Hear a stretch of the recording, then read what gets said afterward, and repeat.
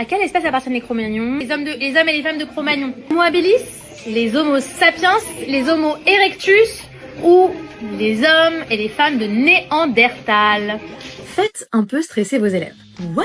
Je vous explique ça tout de suite. On a tendance à considérer le stress uniquement de manière négative. Et il l'est, effectivement. Il peut causer une prise de décision trop hâtive ou une mauvaise gestion de ses émotions. Et lorsqu'il est répété de longue durée et intense, comme le stress causé par un trauma par exemple, alors il est très néfaste, car il va modifier la structure même du cerveau. En revanche, un stress faible et de courte durée peut être très stimulant pour les apprentissages, parce que le stress, c'est ce qui nous permet de nous adapter rapidement à une nouvelle situation. Il a été montré qu'un petit stress, juste après l'encodage d'une nouvelle information, permettait de mieux retenir ce que l'on vient d'apprendre. Donc, si vous venez d'apprendre quelque chose de nouveau, n'hésitez pas à proposer à vos élèves un quiz à l'issue de cette séance. En jargon, c'est ce qu'on appelle l'évaluation formative. Une évaluation qui n'est pas faite pour évaluer, mais plutôt pour retenir, pour mieux apprendre. Et lorsque la notion est revue, rebrassée un peu plus tard, alors ce léger stress causé par un quiz peut aussi s'avérer très utile pour l'encodage. Attention quand même, parce que nous ne vivons pas tous le stress de la même manière. Certains élèves peuvent le ressentir beaucoup plus négativement que d'autres, et cela peut les bloquer. Et c'est donc là qu'entre en jeu notre talent de pédagogue. Notre objectif, c'est de trouver un moyen de mettre à profit tout ce qu'on sait sur les apprentissages de manière concrète en classe et de réussir à s'adapter à tous les élèves.